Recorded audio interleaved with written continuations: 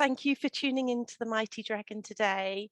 And I'm honoured to be on a call with Australia. This morning it's 5 a.m. in the UK and it's 4 p.m. in Sydney, Australia. And I'm joined by the actress Renee Lim. Hello, Renee. Lovely to see you. Hi, Victoria. Thanks so much for having me. I feel very like it's unfair that I've taken the 4 p.m. slot and you're stuck with the 5 a.m. So thanks for Uh, getting up. That's no problem. It's been Halloween and I look like a zombie anyway. So I kind of fit in with the vibe of today.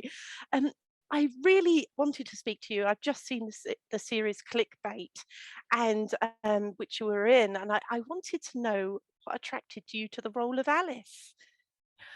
Oh, I think first of all, you have to ask me what attracted me to clickbait. What's Probably attracted you to first, Clickbait? because that was probably what gets me in first, as a kind of a thriller sort of Yes. show using digital media and social media, which I'm very interested in. And then I won't if I'm allowed to fangirl just a little bit, working with Betty Gabriel.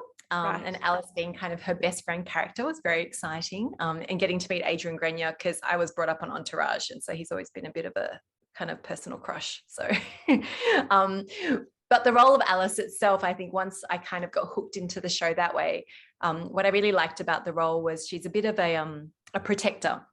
So she doesn't have a huge role, but kind of her persona next to Betty's character, and kind of like being this support person, the person who steps in and I think keeps a protective sort of fence around her dear friend, and tries to make sure that things stay as normal as possible, really resonates for me in terms of how I interact with my friends as well around me. And I think in the time of social media, it is those physical, real connections, people that are actually face to face with you, that make a really big difference. And I thought that was kind Yes. of what Alice represented. I thought it was very well done where you would see, let's say, like the social media, the notifications come up, because that really is our world now, isn't it? So it's how we live. And I thought that was quite very reflective of modern life and modern living. So I thought it was a really good series. I really enjoyed it. And how did it all start for you? How did you get into acting? Oh, that's a very long story. So the phrase usually begins with, I've been singing, dancing, and acting since I was 5. Yes. So I started doing it when I was at school. When I came out, and I think we'll get to this a bit later, but I ended up in a medical degree instead.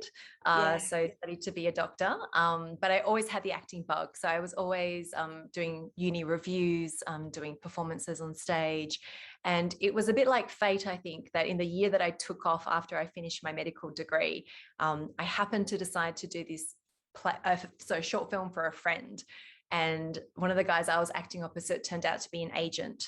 And he was looking for a role with someone to play an Asian character, and asked me if I had an agent. I said no. And he said, well, let me send your information through. And I got the role. So Wow.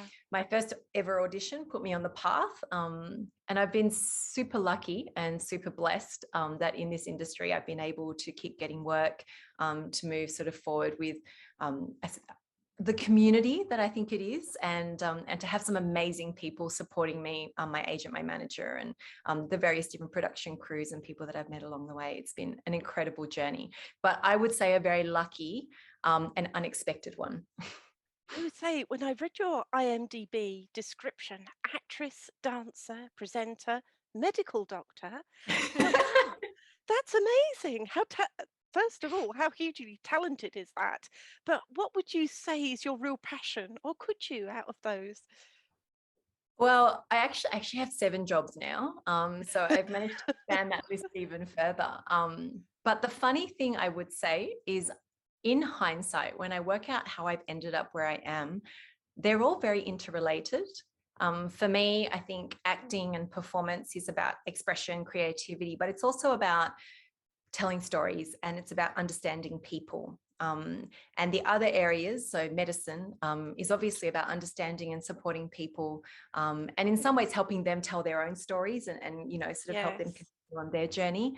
And then I've moved into education and a few other things, and in all of those spaces, the same thing happens. So it's amazing how much one informs the other, informs the other.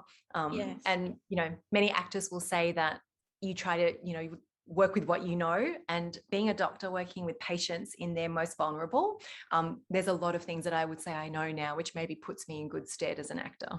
And would you say that your training as a medical doctor has that given you a certain focus for your acting work? Would you say? Oh, absolutely. Absolutely. I think, I think what it gives me more than anything else is a really authentic and meaningful way to understand why people behave the way they do. So there's a really kind of clear ability to get past what you see and try to interpret where people are coming from. I think that's something that's huge. Yes. I suppose the other part, I have a semi-photographic memory, so learning scripts is relatively easy. Oh, Um, I wish I did. I forget. You lucky and girl. the long shift work of being a doctor also means that like being on set for a long time or having crazy hours doesn't affect me as much perhaps as other people. Yes. So I never went to drama school, and I believe that puts you in very good practice for long nights. So Yes, absolutely. And from all of your roles that you've played so far, which one has been your favorite, would you say, and why? So that question always stymies me. I must admit, I probably don't have a favorite character. Um, I make a rule for myself: if I can't like the character, if I can't believe the character is actually well-meaning, if I can't find a reason for that, then I usually won't want to play the character. So one of my jobs is to go in and work out how to like this person. Uh, but I suppose the flip Right. side would be, what's the fun thing that you do when you're, what's the character that was like the most enjoyable to work on? And it probably is May from Please Like Me. If I was going to choose a character that, Yes. you had to come back to over and over again, because maybe that's how you really love the character. She's definitely one that I'm quite happy to shimmy back into. Yes. So it's finding empathy with your character, even if you don't like them or not. I guess if you wouldn't be, say, like attracted to a person like that, and you have to find some empathy as an actor, don't you, for the character you play? You've touched on May in Please Like Me. What was it like being part of this highly acclaimed series? Um, it was a huge privilege, I think, is the main thing that I would say. I think the thing about Please Like Me, which was so amazing, and Josh Thomas did such a brilliant job, and the whole team, on creating it was an incredibly honest, incredibly authentic, incredibly natural portrayal of a whole series of very complex and highly controversial issues. Yes. To put those two things in the same sentence is an incredible skill. I won't lie, I like to think that maybe some of the casting helped and that, we all pulled it together, but it was so much bigger than, any of us as actors or any of the characters. It was about the way the story was told. And then it was about how it was embraced, which was quite amazing, I think, and I think Josh was so thankful and really appreciated that too, that the way the stories were told and who we were in the show became something that everybody just sort of like, both accepted and decided to love, which was, That's Please great. Like Me. They did. It was really nice. Great, wonderful. And I know before we started recording, we were talking about Australian film. Where do you Mm. feel the strength is in Australian film?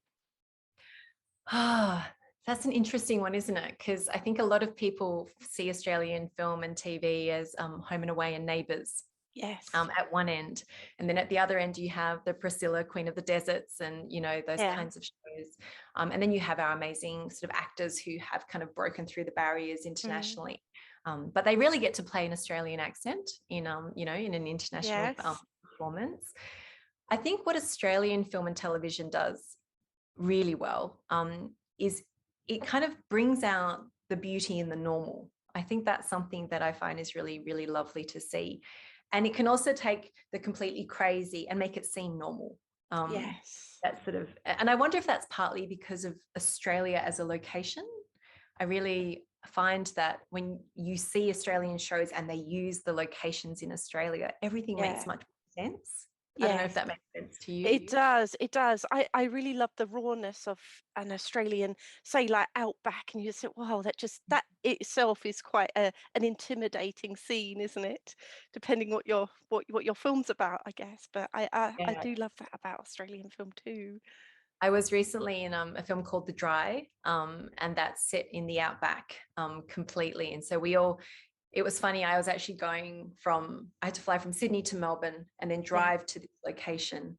And Okay. then I had another film to get to in Adelaide, which is another sort of major city.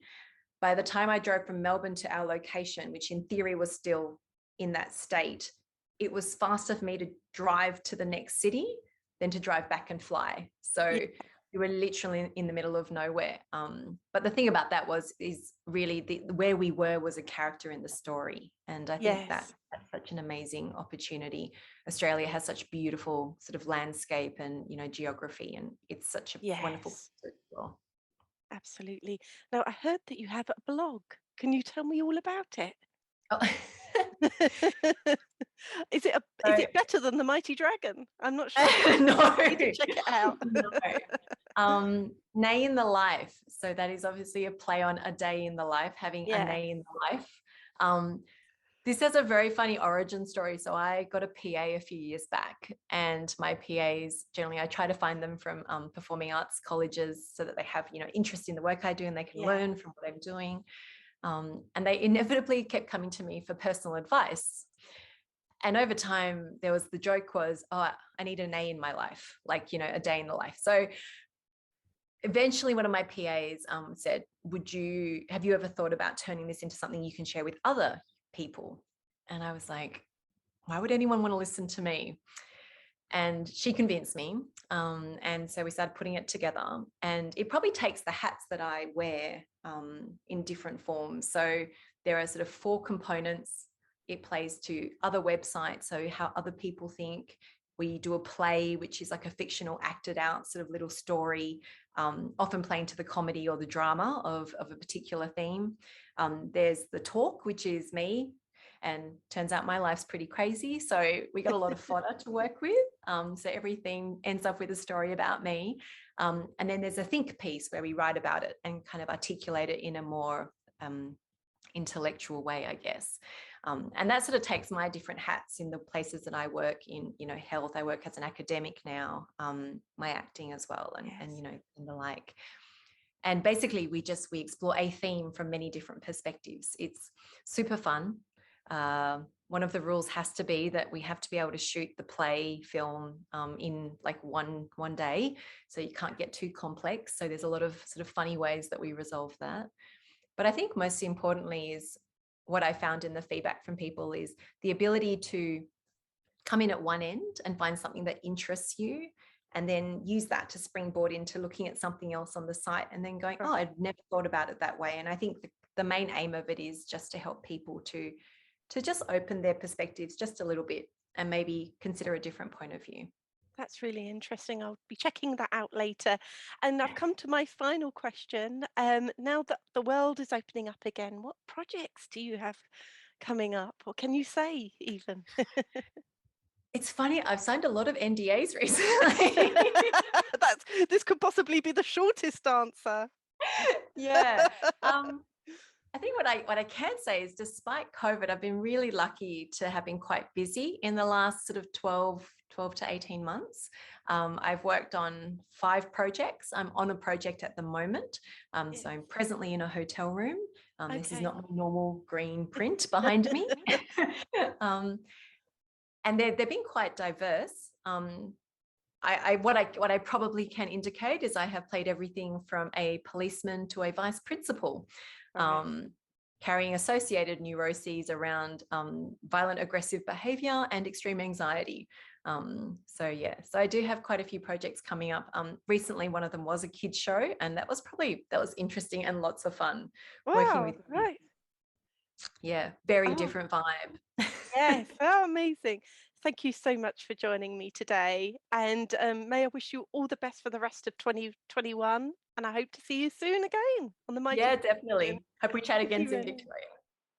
Thank you for listening to the Mighty Dragon. See you soon.